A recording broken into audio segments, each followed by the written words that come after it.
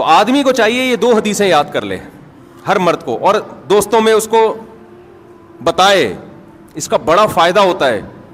ایک حدیث, امی عائشہ نے برتن توڑا دوستوں کی موجودگی میں, آپ نے اس کی توجیہ بیان کی کہ غارت امکم, تمہاری ماں کو غیرت آ گئی, اور کوئی غصے کا اظہار نہیں کیا, برتن اٹھا دیا بس. دوسری وہی دعوت والی, عزت کتنی دے رہے ہیں اپنی زوجہ کو. کتنے لوگ ہیں سعودی عرب میں جاب کر رہے ہیں, امریکہ میں جاب کر رہے ہیں, اللہ نے گنجائش بھی دی ہے, بھائی اپنی بیگم کو ساتھ لے کے جاؤ. وہ کہتے ہیں یار گزارا مشکل ہو جائے گا. سب گزارا تو مشکل ہو جائے گا, لیکن تمہاری شادی اس لیے تھوڑی ہوئی کہ بیگم یہاں رہے, تم اس کو کھلاؤ, صرف کھلانے کے لیے تھوڑی ہوئی ہے. زوجہ کا جو مطلب ہے, صاحبہ کہتے ہیں عربی میں, ساتھ رہنے والی, ساتھ رہنے والی. تو ساتھ رہنے والی کیا, جب آپ جاب کرنے کے لیے گئے سعودی عرب یا کہیں گئے, ایک سال کے بعد آپ مہینے میں ایک دفعہ, سال میں ایک دفعہ آ رہے ہو, اور ریٹائرمنٹ پہ اب آؤ گے, 20-25 سال تو بیگم کے بغیر گزر گیا نا.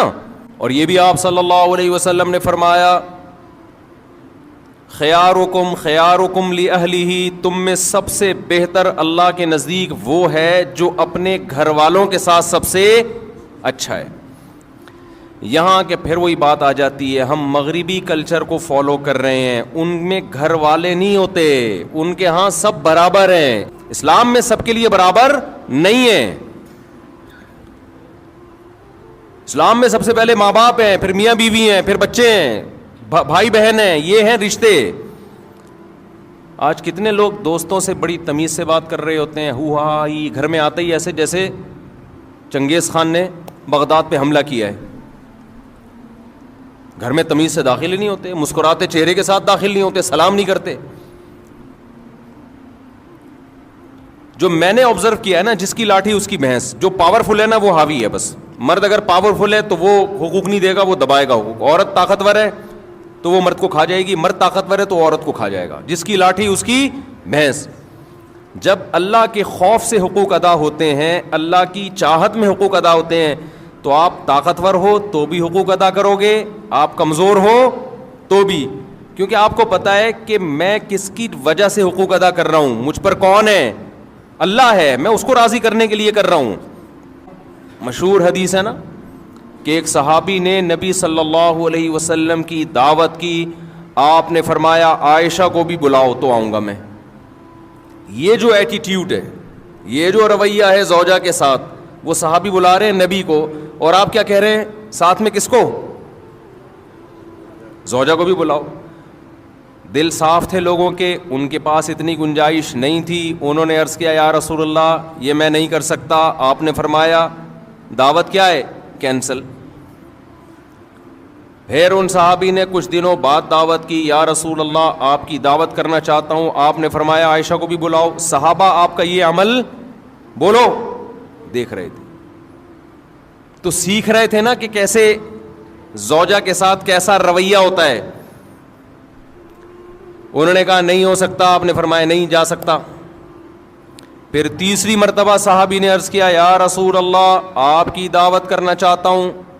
اچھا میرے سے یہ بیان خواتین سنتی ہیں نا, وہ کہتی ہیں ہائے کاش مفتی صاحب کتنے اچھے ہیں, اللہ اپنی بیگموں کے ساتھ کیسے ہوں گے. تو مجھے وہ لطیفہ یاد آتا ہے, جو مولوی اس طرح بیویوں کے حقوق بیان کر رہا ہوں نا, خواتین بڑی متاثر ہوتی ہیں کہ ان کے گھر والے کتنے خوش قسمت ہوں گے, ان کی تو کبھی دعوت ہوتی ہوگی تو کہتے ہوں گے اب بیگم کے ساتھ بلاؤ تو آؤں, ورنہ میں نہیں آ رہا, جاؤ. تو وہ لطیفہ تمام خواتین سن لیں. ایک آدمی جو تھا نا, ڈرائیونگ کر کے اپنی بیگم کو لاتا, بیگم اگلی سیٹ پہ بیٹھی ہوتی, اس کی بیگم اسکول ٹیچر تھی, تو لاتا اسکول کے باہر گاڑی کھڑی کرتا, اترتا, بیگم کا گیٹ کھولتا, دروازہ نا لاک کھولتا, وہ جاتی تو خواتین دوسری دیکھتی یار کتنی رسپیکٹ دے رہا ہے اپنی, خود اترتا ہے ڈرائیوروں کی طرح دروازہ کھولتا ہے باہر سے نا. رشتے آنا شروع ہو گئے. ایک اور شادی ہو گئی اس کی اسی چکر میں نا. خواتین نے خود کہ بھائی اتنی عزت دے رہا ہے یار, ہم میں بھی چاہیے اس کی بیوی بن جائیں ہم. 2 شادیاں ہو گئی. پھر بیگم کو, پہلی والی بیگم اسکول ٹیچر تھی, اس کو لے کر آتا, اترتا, باہر سے دروازہ کھولتا. 3 شادیاں ہو گئیں بھائی, صحیح ہے نا.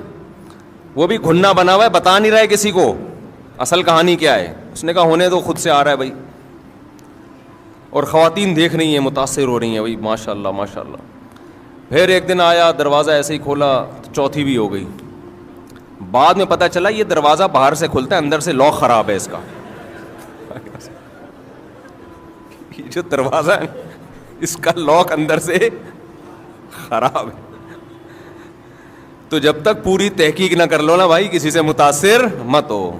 تو ضروری نہیں ہے کہ جو مولانا صاحب ممبر پہ بیٹھ کے بڑے اچھے اچھے بیانات کر رہے ہیں خود بھی اتنے اچھے ہوں, یہ کوئی ضروری نہیں ہے. اس لیے زیادہ انسپائر ہونے کی ضرورت نہیں ہے. تو نبی صلی اللہ علیہ وسلم نے کیا فرمایا کہ عائشہ کو بھی بلاؤ. تو تیسری دفعہ میں جب انہوں نے دعوت دی تو جب آپ نے فرمایا کہ عائشہ کو بھی بلاؤ تو انہوں نے عرض کیا کہ ٹھیک ہے. تو صحابہ آپ صلی اللہ علیہ وسلم کا یہ عمل اپنی آنکھوں سے بولو دیکھ رہے تھے. اب کوئی قانون سازی کی ضرورت نہیں تھی, اللہ نے پہلے بتا دیا تھا کہ تم نے فالو کس کو کرنا ہے, پیغمبر کو فالو کرنا ہے, ان کا رویہ دیکھنا ہے. حضرت عمر رضی اللہ تعالی عنہ کی زوجہ نے ایک دفعہ اونچی آواز سے بات کی تو وہ غضبناک ہو گئے کہ یہ کیا بھائی. تو انہوں نے فرمایا کہ پیغمبر, پوری حدیث کے الفاظ مجھے یاد نہیں ہیں, انہوں نے فرمایا کہ پیغمبر صلی اللہ علیہ وسلم کی زوجہ کبھی پیغمبر صلی اللہ علیہ وسلم سے اونچ نیچ ہو جاتی ہے. وہ اونچ نیچ ہوئی تھی نا, حضرت زینب نے حلوہ بنا کے بھیجا. حضرت عائشہ رضی اللہ تعالی عنہا مسجد نبوی میں حجرے کے باہر موجود تھیں, صحابہ کرام بیٹھے ہوئے تھے. حضرت زینب نے کچھ حلوہ بنا کے بھیجا. حضرت عائشہ رضی اللہ تعالی عنہا کو غیرت آئی کہ میری باری میں سوکن کی مداخلت کیوں ہو رہی ہے. امی عائشہ نے وہ حلوہ کی برتن اٹھا کے زمین پہ دے مارا اور اس کو توڑ دیا.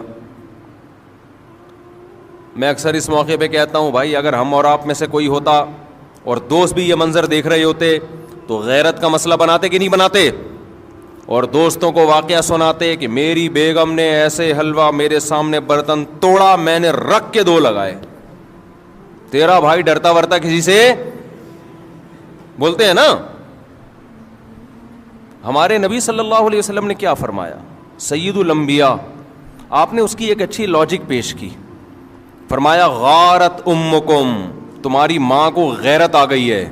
یہ محبت میں ہوا ہے. سمجھ رہے ہیں کہ نہیں سمجھ رہے؟ ان کو یہ ہوا کہ باری میری ہے تو کسی اور کے گھر سے گفٹ کیوں آ رہا ہے, دوسری زوجہ کے گھر سے. تو یہ غیرت میں کیا, یہ کوئی غصہ نہیں ہوئے, زمین پہ بیٹھ کے وہ برتن اٹھا لیا. اور جب حضرت عائشہ کا غصہ ٹھنڈا ہوا تو فرمایا کہ برتن کے پیسے دے دینا. زمان تو آئے گا نا, اب یہ تو نہیں کہ غیرت میں آپ نے کسی کچھ بھی کر لو تو زمان تو آتا ہے نا. تو میں جب یہ حدیث پڑھی میں حیران ہوا. میں نے کہا یار اگر ہم لوگ ہوتے تو ہم یہ واقعہ 20 لوگوں کو بھی سناتے, بھائی تیری بھابھی نے ایسا کیا آج, اور تجھے پتہ ہے ہم سسرال سے ڈرتے ورتے نہیں. اور دوست بھی مردانگی کے چیلنج دیتے, ابے تو جورو کا غلام ہے, تیرے گھر میں برتن ٹوٹ رہے ہیں, صحیح ہے نا, تیرے گھر میں کیا ہو رہا ہے, اور وہ بھی تیرے دوستوں کے سامنے, شاگردوں کے سامنے. کوئی تمیز ہے یار, رکھ کے لگایا کیوں نہیں تو نے. لیکن صحابہ نے یہ منظر بھی اپنی آنکھوں سے دیکھا. یہ حدیث تو صحابی بیان کر رہے ہیں نا, کہ نبی نے اس کی توجیح کی, غارت امکم, تمہاری ماں کو غیرت آ گئی. تبھی تو حدیث میں آتا ہے. دیکھو یہ واقعہ سننے میں الگ ہے, سننے میں تو آپ سمجھ رہے ہو بھائی نارمل ہے. حقیقت یہ ہے کہ جب گزرتی ہے تو پتہ چلتا ہے کہ اس کے لیے تھوڑے بہت اخلاق کافی نہیں ہے, بہت بڑا ظرف ہونا چاہیے. اور خاص طور پر وہ پیغمبر جن کو سب فالو کر رہے ہیں, مقتدا اور رہبر ہیں, جن سے افضل اس کائنات میں اللہ نے کسی کو پیدا کیا نہیں ہے.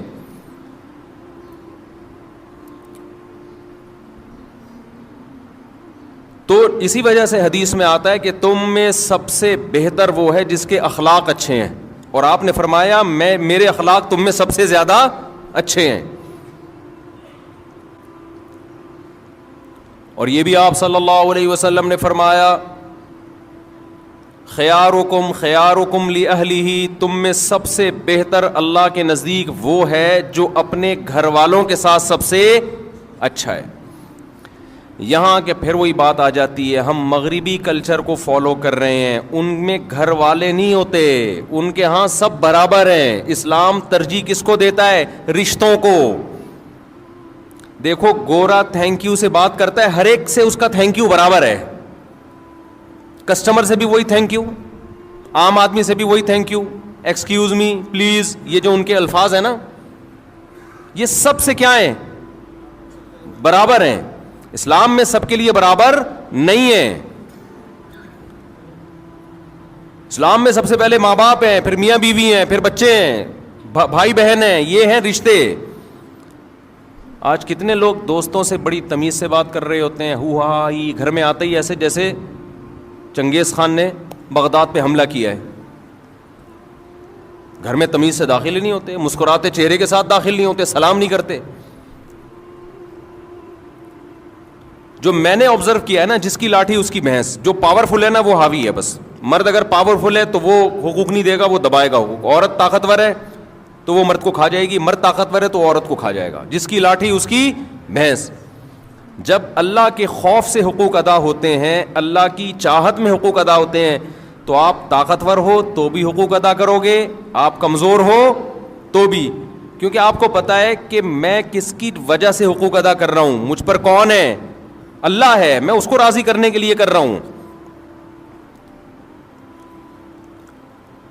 تو میں اس کر رہا تھا کہ جب تک اللہ کا یقین اور اللہ کی سزا کا خوف اور اللہ کی جنت کا یقین نہیں ہوگا، انسان ایک دوسرے کے حقوق بھی ادا نہیں کریں گے. تو اب میں اصل جو انٹیوں کی بات کر رہا تھا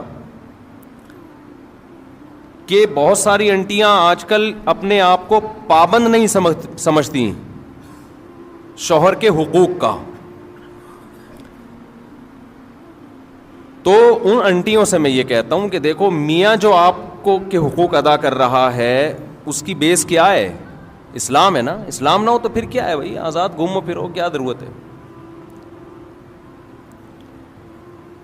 تو آپ بھی ان اسلام کی پابندیوں کو قبول کرو جو اسلام نے آپ کے اوپر لگائی ہیں. اور وہ پابندی یہ لگائی ہے کہ سربراہ کون ہے؟ بولو نا، میاں ہے. دیکھو جو بات انسان زبان سے بار بار بولتا ہے نا، دل میں اثر کرتی ہے 100%. کہتے ہیں کہ جو ماہر نفسیات ڈاکٹروں کے بارے میں سنا کہ ان کی تحقیق ہے کہ جتنے خودکشی کے کیسز آئے ہیں نا، ان میں زیادہ تر وہ لوگ ہیں جو زبان سے کہا کرتے تھے کہ میں خودکشی کر لوں گا. جو زبان سے نہیں کہتے وہ کرتے بھی نہیں ہیں. اگر آپ زبان سے کہو نا، جیسے بعض خواتین کہہ دیتی ہیں یہ نہیں کیا تو میں خودکشی کر لوں گی، وہ کر بھی لیتی ہیں. مرد بعض دفعہ یہ اس کی کوئی خواہش پوری نہیں ہوتی، کہیں رشتہ طے ہوا، شادی نہیں ہو رہی، دھمکیاں دیتا میں خودکشی کر لوں گا. تو آپ سمجھ رہے ہوتے ہیں میں ایسے ہی کہہ رہا ہوں، میں کروں گا نہیں. لیکن جب آپ نے یہ کہہ دیا نا ایک دفعہ زبان سے کہ میں خودکشی کر لوں گا، تو خودکشی نہ کرنے کے اگر 100% چانسز تھے نا، تو اب وہ 99% رہ گئے ہیں. 1% چانسز بڑھ گئے ہیں اس ورڈنگ کی وجہ سے جو آپ نے زبان سے بول لو نا، جو زبان سے آپ نے ادا کی ہے، اس کی وجہ سے 1% چانس بڑھ گیا ہے. دوبارہ یہ لفظ آپ نے مذاق میں ریپیٹ کیا کہ میں کر لوں گا، تو 2% چانس آپ کے بڑھ گئے ہیں. ایسے واقعات ہیں. جو لوگ بیوی کو طلاق کی دھمکیاں دیتے ہیں اور وہ دل میں یہ ہوتا ہے کہ میں دوں گا نہیں، کبھی بھی نہیں دوں گا، بس ویسی دھمکی دے رہا ہوں، تو خوب سمجھ لو کہ پہلے یہ تھا کہ 100% چانس ہے کہ آپ نہیں دیں گے، لیکن جب آپ نے ایک دفعہ دھمکی دے دی نا، اب وہ 100% سے کم ہو کے کتنا رہ گیا ہے؟ 99%. جن لوگوں نے بیویوں کو طلاقیں دی ہیں بعد میں پچھتائے ہیں، آپ ان کی سروے کرو تو پتہ چلے گا یہ وہ لوگ ہیں جو مذاق میں یا غصے میں طلاق کی دھمکیاں دیا کرتے تھے. جو دھمکی نہیں دیتے تھے وہ نہیں دیتے. اس لیے یہ جو الفاظ ہیں نا طلاق کی دھمکیوں والے، یا میں خودکشی کر لوں گا یا کر لوں گی، یا میں طلاق لے لوں گی، خواتین بھی بعض دفعہ کہہ رہی ہوتی ہیں یا میں خلا لے لوں گی یا میں دے دوں گا، یہ الفاظ اپنی ڈکشنری سے بولو نکال دو. جب دینی ہو نا تو تمیز سے جو شریعت نے ایک پروسیس بتایا ہے, اول تو نہ دو, کوئی اچھا کام تو نہیں ہے یہ. بعض دفعہ بہت شدید ضرورت ہوتی ہے تو اس کے پھر ایک پروسیس رکھا ہے, اس میں دھمکیاں ومکیاں نہیں. دھمکیوں میں دی تو آپ کا ڈی ایم آر بننا شروع ہو جاتے ہیں, آپ کے لاشعور میں ایک چیز جانا شروع ہو جاتی ہے. ہر وقت آپ غربت مہنگائی کا رونا روتے رہو, غربت بڑھ رہی ہے, مہنگائی بڑھ رہی ہے, غربت بڑھ رہی ہے, مہنگائی بڑھ رہی ہے, غربت. ابے بھائی تمہارے کہنے سے تو بڑھ نہیں رہی, وہ تو ویسے ہی بڑھے گی. آپ یہ بھی بولو گے نا مہنگائی نہیں بڑھ رہی, نہیں بڑھ رہی, نہیں بڑھ رہی, تو بھی کیا ہوگی, بڑھے گی. تو کیوں اپنے آپ کو ٹینشن میں ڈال رہے ہو؟ کوئی بولا کرے مہنگائی بڑھ رہی ہے, آپ بولو کہ پتہ نہیں یار, ہو سکتا ہے بڑھ رہی ہو, ہم تو پہلے بھی کھا رہے تھے, اب بھی کھا رہے ہیں. آج میں جہاز میں نا ایک صاحب ملے جو 27 ملکوں کا سفر کیا انہوں نے. مجھے کہنے لگے یہ مفتی صاحب میں 27 ملکوں میں گیا ہوں, امریکہ کئی مہینے رہا, اور پتہ نہیں جاپان اور یورپ. بڑے پڑھے لکھے ایجوکیٹڈ آدمی تھے. کہنے لگے پاکستان جیسا واقعی کوئی ملک نہیں ہے. تو میں نے کہا خیریت؟ میں نے کہا ان کو میں لے آتا ہوں, ڈھکن وکن گٹر کے دکھا دیتا ہوں. انہوں نے کہا میں نے سب دیکھے میں پھر بھی نہیں. خیر وہ کیا وجوہات انہوں نے بتائی, ابھی ٹاپک سے ہٹ جاؤں گا پھر میں. واقعی سکون بہت ہے یہاں پہ. تو کراچی گند بن گیا نا, باقی پنجاب تو ایسا اس طرح نہیں ہے نا, وہ تو صاف ستھرا ہے. اسلام آباد صاف ستھرا ہے, یہ تو کراچی ہی ہے سارا. جو ابھی انشاءاللہ میں کراچی پہ ایک خوبصورت ولاگ بنا رہا ہوں, اور میں نے اپنا ولاگ کا چینل بھی الگ کر دیا ہے تاکہ یہ مذہبی چینل اور ولاگ آپس میں مرج نہ ہو. تو اس میں یہی چیزیں ہوں گی, کراچی کی آبشاریں. اس کا نام بھی مفتی طارق مسعود ولاگ, وہ بالکل الگ کر دیا ہے. تو اس میں جو شروع ہو رہا ہے نا, وہ تو ایئرپورٹ جانے کے اسلام آباد میں جا رہا تھا, گٹر میں گاڑی پھنس گئی ہماری نا, تو وہاں سے میں نے ولاگ شروع کر دیا. 2 رکشے گٹر کا پانی بہ رہا تھا اس میں الٹے ہوئے تھے نا, ایک ٹرک آدھا الٹا ہوا تھا, اور گٹر پتہ نہیں اتنا گٹر نکل کہاں سے رہا ہے. میں تو حیران ہو رہا ہوں, اتنا تو لوگ کھا نہیں رہے, لیکن اتنا واللہ عالم. بہرحال ایک حیرت کی بات ہے. تو میں نے کہا میں نے دیکھو یورپ کی بھی آپ کو پیرس کی وہ دکھائی ہے, وہاں کی آبشاریں, اب ذرا کراچی کی آبشاریں بھی دیکھ لیں آپ ماشاءاللہ. تو تھوڑی سی شاید حکمرانوں کو غیرت آ جائے. نیت یہ ہے, چیزیں وائرل ہوتی ہیں تو حکمرانوں کو تھوڑی سی غیرت آ جائے. تو اس میں دکھائے ہیں کراچی کی آبشاریں, اور کیسے بڑے بڑے ٹرالر جو ہیں وہ ان کھڈوں میں جا رہے ہیں. اس میں دکھائی ہے گہری خوبصورت کھائیاں بھی ہیں اور پہاڑیاں بھی ہیں الحمدللہ. وہ کس ڈیزائن کی پہاڑی ہیں وہ آپ اس میں دیکھ لیے گا. اور پھر سندھ حکومت زندہ باد کے نعرے بھی لگوائے میں نے لوگوں سے. کوئی غلط بیانی نہیں ہے اس میں, زندہ باد نا, اللہ کرے آباد رہے ہمیشہ. خیر, تو اب دیکھو یہ بھی ویل للمطففین میں داخل ہے کہ آپ کیا کرتے ہیں, اپنے حقوق اسلام کا لیبل لگا کے پورے وصول کر رہے ہیں. جب حقوق دینے کی باری آتی ہے تو کلچر کا سہارا لے رہے ہیں, یورپ امریکہ کا سہارا لے رہے ہیں. تو بھائی یا تو پورے امریکہ جیسے بن جاؤ, یا پورے کدھر کو آ جاؤ, پورے اسلام کی طرف آ جاؤ نا, پورے ادھر کو آ جاؤ. اپنے مفاد میں اسلام. خواتین خلا لیتی ہیں نا کورٹ سے, کسی مفتی سے نہیں پوچھ رہی ہوتی کہ خلا ہوا ہے کہ نہیں ہوا. جی ہم تو ملک کے قانون کو مانتے ہیں, جی ملک بھی تو اسلامی ہے نا. لیکن جب اپنا مفاد ہوگا, اپنا کہیں فائدہ ہوگا, تو پھر کس سے رجوع کیا جائے گا؟ مفتیان کرام سے. تو یہ بھی ویل للمطففین میں داخل ہے. اور آج یہ بہت ہو رہا ہے, ماں باپ اولاد میں ہو رہا ہے یہ.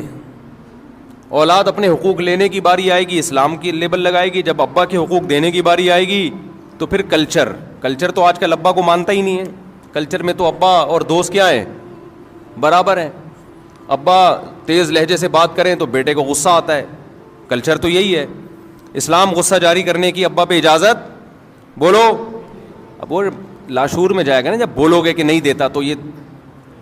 تو میں جو اصل کہہ رہا تھا نا, میں خواتین کو ایک گزارش ہے میری, مرد کو نا یہ حدیث بار بار نوٹ کرے کہ نبی صلی اللہ علیہ وسلم کی موجودگی میں امی عائشہ نے برتن توڑا. یہ 2 حدیث مرد لوگوں کو میں بیان بھی کرے, اس سے اس کے لاشعور میں یہ چیز چلی جائے گی. جو بد اخلاق آدمی ہے نا, بدتمیز قسم کے, یہ سوچا کرو جب شادی نہیں ہوئی تھی تو کس اسٹائل میں بات کرتا تھا میں.